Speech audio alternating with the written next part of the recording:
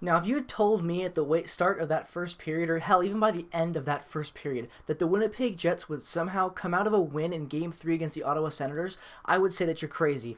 But again, Paul Maurice making deals with the devil, somehow the Jets come out of this game with 2 points, and I honestly can't even don't even know where to start, really. Breaking down the first period, it was one of the worst starts to a hockey game I've seen this club play probably in over a year, I would say. Yeah, they had some pretty rough starts against Calgary in the qualifying rounds, the COVID Bowl last year, and the playoffs, if you would call it that. But nonetheless, they still played, playoff hockey, I would say. They at least came out with some tenacity in some areas of the ice. But this game was just like vintage bad Jets, man. Like, they were just horrible to start this game. Sloppy on both ends of the ice. The first power play looked good even, but amounts all of that bad play. There's still a first power play that, when we had that, it started good. And after that moment, I was like, you know what? Maybe the Jets are going to be able to come through with this. Maybe they're going to, get this power play going for them, and they're going to start to play good hockey. And then, what do you know? Just bleh. Bad goals, bad positioning on everyone's part, especially the defense. The second goal was just horrible defensive play. There was no one blocking anyone to shot to the net. All the lanes to the net were not plugged. They had perfect opportunities to dump. They weren't blocking any of the screens. It was just bad positioning by the Jets. They weren't fighting for their crease. They were just leaving Brossoit out to dry, and that's basically what I thought this game was going to be. It was going to be basically Brossoit looking pretty solid, but having all these shitty goals scored against him because no one decides to show up and play defense in front of him, just like what Hellebuck has to deal with almost every game last season, being the only guy that showed up on defense consistently every night almost. And that was just horrible. Besides Kyle Connor, the top six was invisible to start this game. There was nothing positive to say about them whatsoever besides Kyle Connor being Kyle Connor with those 11 original herbs and spices and just kicking ass throughout that entire first period whenever he had the puck. He had a lot of good opportunities. He hit the bar on that great rip he had on the power play, and he just looked good, obviously, in that area. But other than that, that was it. Another player that looked good from the start of the drop of the puck to the end of the puck drop was, again, I'm saying this is becoming a habit in these game reviews, Derek Forbett looking solid again, and easily being our number one defender on the ice this year. On the ice this year, I would say this year.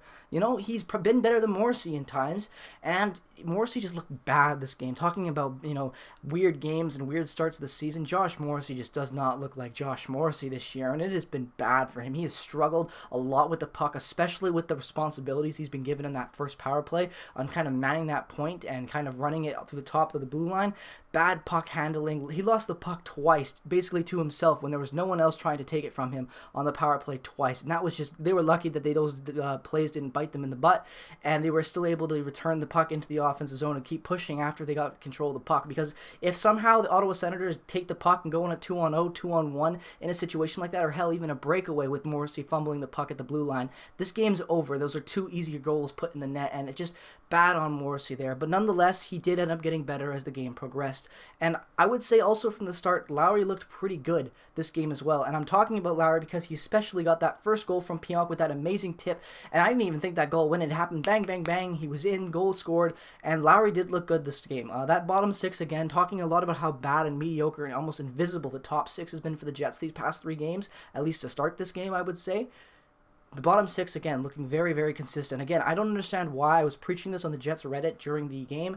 I don't understand why Matthew Perreault was on that second line spot over Jansen Harkins, especially with the energy he's bringing to that bottom six.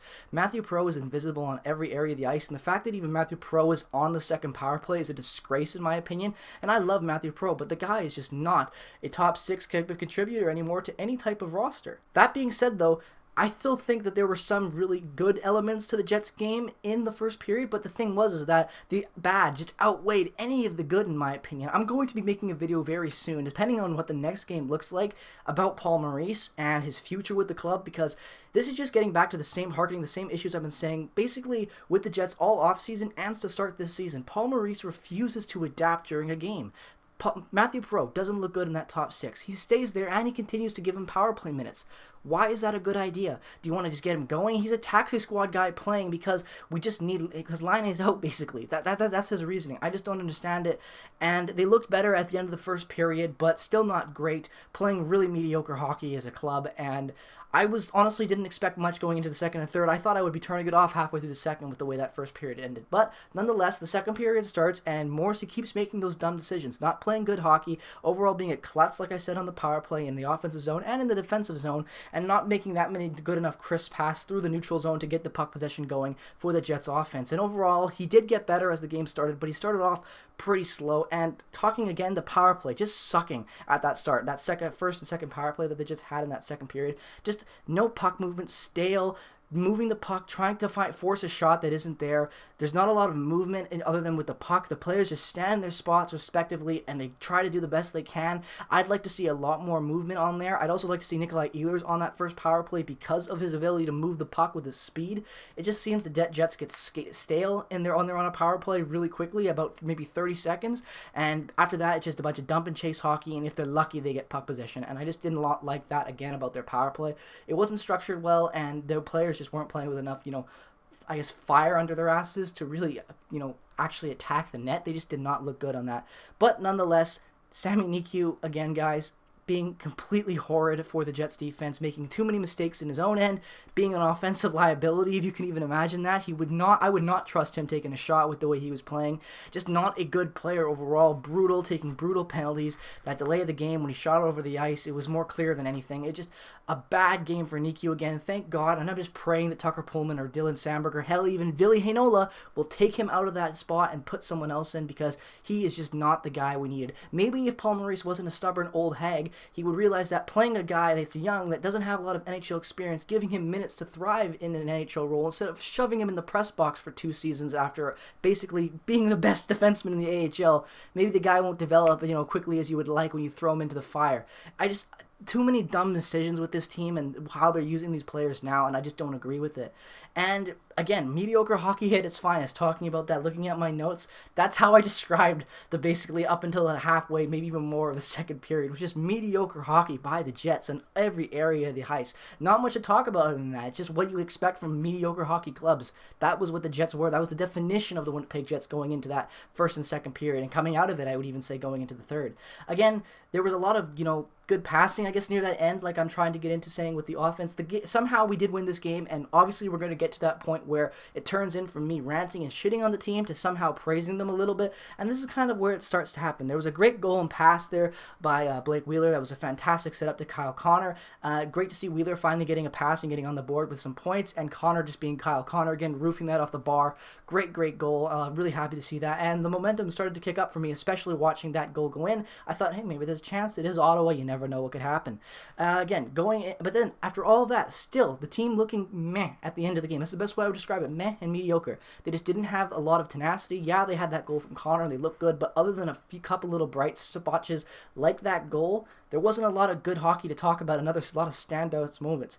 The one standout thing I will say so far up into this play has been Logan Stanley. Logan Stanley is just blending in perfectly, and who would have thought, out of going into this season, the prospect, pyramid you would say for our best defensemen would be, I would even say Sandberg pre-World Juniors for Ville Heinola, and then you would have maybe Sami Niku, even for most people, ranking above Logan Stanley. And to see Logan Stanley coming in, being solid, being, not a defensive liability, having some decent sense of mobility with the puck and just skating pretty well for an NHL level, when you think about where he was at the Moose last year, it's pretty, it's pretty exciting. I got to say that, because if he can somehow become consistent for the Jets like this, and Sandberg and Heinola pushing it, and after just 2 games already looking like this could be an interesting position for the Jets to be in, to have a wild card type prospect like Stanley pushing the lineup when you already have Sandberg, you already have Heinola, and you had to make the decision with Niku going into the start of the season as well. So it's very interesting to see the Winnipeg Jets have this type of situation developing with their defensive prospects right now. And I would say that is probably been the best standout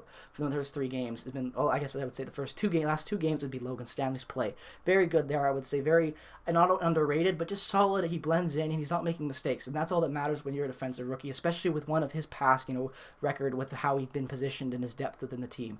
But going into the third period, the top six looks more involved in the play off the back. I thought there was a lot more offense involved. They were moving the puck a little bit nicer. They were more crisp with their skating and just their overall puck possession, moving through the defensive zone to the neutral zone to the offense zone, and it just was a better type of blend of hockey, I would say. And because of that, it was definitely a lot more entertaining to watch, I would say.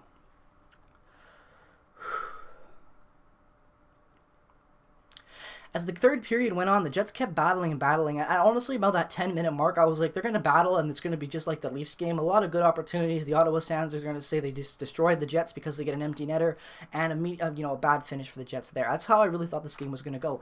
But nonetheless, they keep trying. They don't give up. They show that grit that they've had. And somehow, like I said at the start of this video, Paul Maurice puts on his, praying face and gets a miracle for the Jets yet again. And Wheeler and Morrissey with a beautiful shot from Morrissey and a great tip from Wheeler in front of that net. As it stands right now, I don't even know if Wheeler's been credited that goal, but if he was credited that goal, that would be his 400 I don't know, some type of milestone there with 400, I think, points for Blake Wheeler, which is pretty historic for the Jets there in that franchise. So congratulations to him on whatever that record was. I can't remember even if he got it because Morrissey was credited with that goal, and I don't think it was given to Wheeler by the time the game was over, but I'm not quite sure. You know how the NHL works with these type of things, so congratulations to Wheeler. If you did something special, you deserved it. I don't know.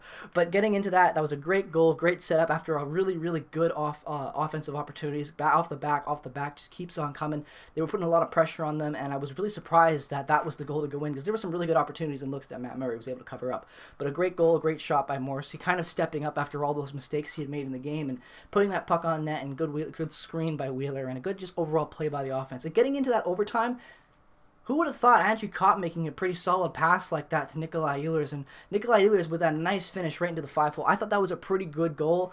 I didn't expect those to be the guys to finish it with the way that the offense was playing, especially Kyle Connor. When Kyle Connor and Stastny were on for that first shift, they were putting so much pressure on them in their offensive zone. Kyle Connor just picking his shots, just not getting them to land in that special little area in that top corner. I really thought it was going to be over there. I thought Kyle Connor was going to be a savior. But I'm happy to see Nikolaj Ehlers get his first point of the season. He looked great this game. He had a lot of bad spots, like I said, the whole top six did for most of this game. But yet again, going into that third period, Nikolaj Ehlers and the rest of the top six showing what they're worth, and hope to God that they can carry this in to Thursday's game against Ottawa, because they need to have this. They need to win these 3 games against Ottawa. And although Ottawa's a great team, they showed that the Jets are a mediocre team in this sense right now. The Jets need to come out. They need to be stronger. They need to improve from these areas that they were bad at, and they need to come in and they need to dominate Ottawa in the next game. We need to get a streak going. By the way, Nikolaj Ehlers from Andrew Kopp, a great play in overtime. Super glad to finally get that win. And like I said, we got to keep this momentum rolling, and we will finally become a better team if we can keep this momentum from that third period, carry on and apply it in Thursday's game against Ottawa. Hope that's what we can do. Hopefully the coaching will make the necessary changes, even though they made none for this game. Let's hope that maybe they see how shit they were in the first and second, and they'll apply some changes based off the fact that they only won this game off really, really luck when you think about it. Let's hope that happens. Anyways, guys, let me know your thoughts down as always in the comment section below. What were your thoughts on this game? If you're a fan of hockey, regardless of what team you root for, definitely consider dropping a subscription as we are on that road to 600 subscribers. Thank you guys so much for 500 subscribers, by the way. Really do appreciate that milestone. We're on that road to 1,000. We're going to get there soon, hopefully. Thank you guys for all the support on the channel and the videos as usual. Peace, love, and positivity. I will see you guys in the next video. Go Jets, go.